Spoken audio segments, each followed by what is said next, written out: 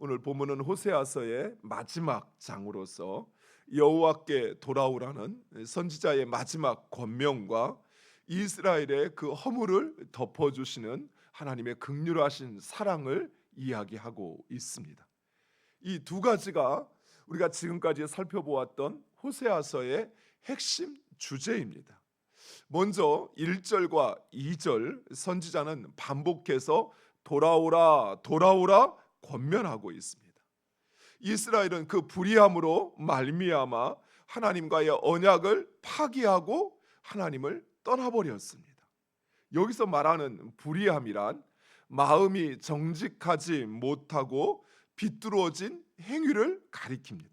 즉 이스라엘은 두 마음을 품고 하나님을 섬기는 척 하면서 그들의 마음으로는 세상 욕망을 숭배하였던 것입니다. 이스라엘은 하나님의 말씀보다는 자신들의 생각과 판단을 앞세웠습니다. 또한 우상을 숭배하는 것은 자기 자신이 삶의 주인이 되고자 하는 것입니다. 왜냐하면 우상은 우리의 욕망을 정당화하고 합리화해 주기 때문에 그렇습니다.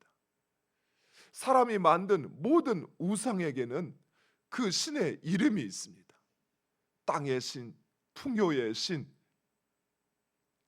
돈의 신, 이처럼 각각 모든 우상들, 인간이 만들어낸 그 우상은 바로 인간의 욕망을 그대로 반영한 것입니다. 그래서 그 욕망을 정당화하기 위하여 스스로 만든 우상을 스스로 섬기는 것입니다. 결국 하나님과의 언약을 파기한 이스라엘은 멸망할 수밖에 없습니다. 하나님의 진노와 심판은 이스라엘의 모든 것을 철저히 부수고 황폐화시키고 흩어버리실 거라 말씀했습니다. 우리가 그동안 살펴보았던 호세아서의 하나님의 진노와 심판의 말씀이 그러합니다. 하지만 아직 이스라엘에게는 소망이 있습니다. 즉 이스라엘이 여호와께로 돌아온다면, 여호와께로 돌아와 회개한다면 하나님은 그들을 용서하시고 고치시고 그 진노를 거두실 거라 말씀하십니다. 오늘 본문에 보면 용서의 순서가 있는데 먼저 그들의 죄를 입으로 고백해야 한다라고 말합니다. 2절 말씀에 너는 말씀을 가지고 여호와께로 돌아와서 아뢰기를 모든 불의를 제거하시고 선한 바를 받으소서. 우리가 수송아지를 대신하여 입술의 열매를 주께 드리라. 즉 하나님께서 우리에게 원하시는 것은 수송아지의 제사가 아닙니다. 내 마음은 여전히 불의함 속에 있는데 하나님 앞에 멋진 예배를 드린다고 해서 그래서 하나님께서 우리의 죄를 눈 감으시는 것이 아니라는 것이, 하나님은 진심으로 자기 죄를 고백하는 자기 백성들을 불의해서 깨끗하게 하십니다. 사랑하는 성도 여러분, 우리 스스로는 우리의 불의를 제거할 수가 없습니다. 마치 우리가 우리의 죄의 문제를 해결할 수 없는 것처럼 우리 안에 불쑥 솟아나는 그 인간의 욕망과 정욕과 이생의 자랑에 대한 마음을 제거할 수가 없어요. 하지만 우리가 주님 앞에 나와 우리의 그 죄를 고백할 때 하나님께서 우리 죄를 도말하시듯이 우리 안에 있는 불의를 제거하시는 것입니다. 우리를 하나님의 백성으로 온전한 마음을 가지게 하시고 온전한 뜻을 구하고 그리고 그 길을 가게 하시는 것입니다. 그리고 하나님은 무엇보다도 하나님이 어떤 분이신지를 우리로 알게 하십니다. 이스라엘 백성이 망하는 본질적인 이유가 있습니다. 그것은 바로 하나님을 알지 못하기 때문입니다. 여기서 알다라는 말은 호세아에서 누누이 반복해서 이야기하고 있는데 그것은 단순히 지식적으로 아는 것이 아니라 하나님을 내 삶에서 만나는 것입니다. 경험하는 것입니다. 말로만 들었던 하나님이 진정 살아계시고 내 삶의 주인이고 나의 모든 것을 주장하시는 분이심을 내 삶에서 경험하는 것입니다. 그래서 내 입술로 그 하나님을 고백하는 것입니다. 무엇보다도 우리가 알아야 할 것은 하나님의 선하심과 전능하심입니다. 사복음서에 보면 부모의 재산을 가지고 떠났던 탕자의 이야기가 나옵니다. 그 아버지의 뜻을 알지 못한 둘째 아들은 아버지의 재산을 상속해 달라 요청하여 그것을 가지고 나아가 탕진해 버리고 주염 열매를 먹는 다른 사람의 종이 되어 버립니다. 그제서야 그는 아버지의 선하심, 행여 자기가 아버지께로 돌아가면 아버지께서 자신을 맞아 주실 거라는, 아니 나는 아버지께 나를 아들로 받아달라 말할 수 없지만 그래도 아버지에 가면 이런 취급은 받지 않을 거라는 그 아버지의 선하심을 의지하여 다시 아버지께로 돌아왔을 때 그 아버지는 그 무엇도 책망하지 않았습니다. 마치 예수님께서 자신을 배반하고 모두 다 도망쳐 버렸던 제자들을 찾아오셔서 그들을 위하여 조반을 준비하시고 그리고 그들에게 다시 주님의 사명을 맡기셨던 것처럼, 베드로에게 네가 왜 나를 부인했느냐? 어쩌면 네가 그럴 수 있느냐? 죽는 데까지 따라가겠다고 말하지 않았느냐라고 묻거나 따지지 않았습니다. 예수님은 그저 내가 나를 사랑하느냐 물으시고 내 양을 치라, 내 양을 먹이라 말씀하셨던 것입니다. 이처럼 아버지는 그 무엇도 책망하지 않으시고 아들을 맞아주시고 씻기시고 입혀주시고 그리고 잔치를 열어주셨습니다. 이처럼 우리 하나님은 선하신 분이십니다.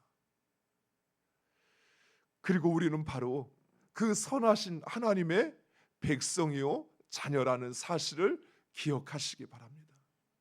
사랑하는 성도 여러분, 우리가 어떤 상황에 있느냐, 우리가 어떤 잘못을 했느냐라고 하는 것은 우리 아버지 되신 하나님에게 중요하지 않아요.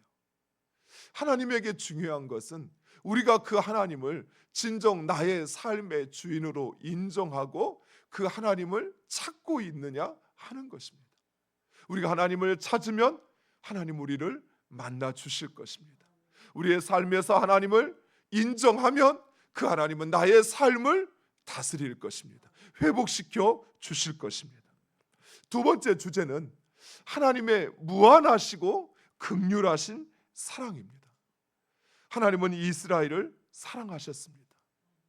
그렇다고 해서 이스라엘이 사랑받을 만한 자격이 되어서 또는 그들이 사랑받을 그런 일을 해서 하나님께서 그들을 사랑한 것이 아니었습니다. 오직 은혜였습니다. 하나님의 사랑은 다른 어떤 것으로도 설명할 수가 없습니다. 왜 이스라엘이었을까? 좀 강한 나라, 좀 한번 마음 먹으면 변하지 않는 그런 나라, 한번 약속하면 끝까지 지키는 그런 민족, 그런 민족을 선택하시지 작고 작은, 힘없고 쉽게 마음 바꾸고 조금만 어려우면 원망하고 불평하는 그런 나라, 하나님 그런 이스라엘을 선택하시어 자기 백성 삼으셨습니다. 오직 은혜로 선택하신 것입니다. 이처럼 우리 역시 하나님의 사랑을 받을 만한 자격이 있어서 사랑하신 것이 아닙니다. 오직 은혜입니다. 내가 왜 하나님의 자녀가 되었을까? 내가 어떻게 하나님을 알고 예수 그리스도를 내 주로 고백하고 그분을 따르고자 이렇게 몸부림치며 살아갈 수 있을까? 그 무엇으로도 설명할 수가 없습니다. 제가 지식이 많아서요? 아니요. 제가 하나님의 사랑을 받을 만큼 그렇게 충성된 사람이어서요? 아니요. 쉽게 마음 바꾸지 않은 그런 신실한 사람이어서요? 아니요. 절대 그렇지 않습니다. 그런데 하나님은 그런 나를 여전히 사랑하십니다. 오직 은혜 말고는 설명할 것이 없어요. 그런데 이스라엘은 마치 고멜과 같이 이런 하나님의 사랑을 배반하고 하나님을 떠나갔습니다. 그럼에도 하나님은 이스라엘을 사랑하셨습니다. 그래서 용서하시고 또 용서하시고 그에게 돈을 지불하여 다시 데려와 그 이스라엘을 아내로 삼아 주셨습니다. 이처럼 하나님은 자격 없는 우리를 긍휼하시고 무한하신 사랑으로 끝까지 품어주셨습니다. 그 사랑이 가시나무 같은 우리를 백향목으로 변화시켰습니다. 온전한 사랑이 온전한 사람으로 변화시킵니다. 사랑하는 성도 여러분, 우리는 하나님의 사랑을 받을 자격이 있어서 하나님께서 우리를 사랑하신 것이 아닙니다. 그런데 우리는 다른 사람을 사랑하라는 이 말씀 앞에 자격을, 조건을 운운합니다. 사랑하고 싶어도 사랑할 만해야지. 좀 사랑할 만한 사람을 나한테 사랑하라고 말씀하셔야지. 그런 사람을, 저런 사람을 내가 어떻게 사랑해? 나름 사랑한다고 노력하지만 우리는 더 이상 사랑할 수 없다는 말을 우리 스스로 이야기합니다. 물론 노력했어요. 애썼어요. 품으려고, 사랑하려고. 그래도 뛰쳐나가고 오히려 내 몸에 해코지를 하는 그 사람을 사랑한다는 거 정말 쉽지 않습니다. 하지만 우리 하나님은 그런 우리를 무한히도 끝까지도 사랑하셨습니다. 지금이야 우리가 하나님을 믿고 하나님을 의지하고 살아가지만 그 하나님을 알기 전 우리의 모습은 어땠습니까? 마치 자기가 인생의 주인인 것처럼 주변에서 예수 그리스도를 믿으라는 복음을 들으면 너나 믿으세요 라고 마음으로 콧방귀를 뀌면서 그 사랑을 거부하고 외면했던 것이 우리의 모습이지 않았습니까? 그냥 세상의 것을 쫓아 그것을 욕망하고 그것을 얻기 위하여 사는 인생을 살았던 것이 우리의 모습이고, 아니 어쩌면 지금도 우리는 그러고 있습니다.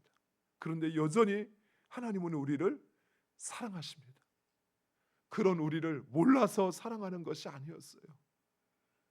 다 알고 계셨어요. 그런데도 하나님은 우리를 사랑하십니다. 그리고 사랑하실 것입니다. 사랑하는 성도 여러분, 우리가 그런 사랑을 받았어요.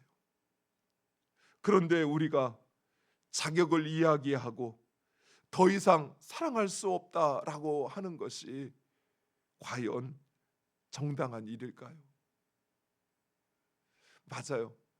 우리의 노력, 사랑하기 위해서 우리가 얼마나 애쓰고 얼마나 수고했는지 우리 주님은 아십니다. 사람들은 쉽게 생각하고 판단할 수 있어도 우리 하나님은 알고 계셔요. 그리고 우리의 삶에서 하나님께서 우리의 사랑을 통하여 일하심을 우리로 보게 하시는 줄 믿습니다. 그 사랑이 가시나무를 백합화 만들어요. 이름 없는 잡초를 많은 사람들에게 이처럼 아름다운 꽃이라 어떻게 이것처럼 아직까지 이곳에 있었을까 하는 찬사의 소리를 듣게 하는 통로인 줄 믿습니다. 마지막으로 선지자는 지혜가 있다면, 총명이 있다면 이 모든 일을 깨달으라 라고 말씀합니다. 만약 지혜가 있다면 이 세상의 역사와 우리의 운명을 결정하시는 하나님, 그 하나님을 의지하고 하나님 말씀에 순종할 것입니다. 그렇지 않고 끝까지 자기 생각, 자기 의지로 사는 자들은 결국 넘어지고 망하게 될 것이라 말씀하십니다. 사랑하는 성도 여러분, 오직 하나님, 그분이 나의 삶의 주인이시오, 그리고 그분이 나에게 베푸신 그 사랑이 은혜임을 기억하시고, 하나님의 사랑이 변치 않는 그 사랑, 무한하시며 끝까지 포기하지 않으시는 그 사랑을 여러분이 누리고 경험하기를 간절히 축원드립니다.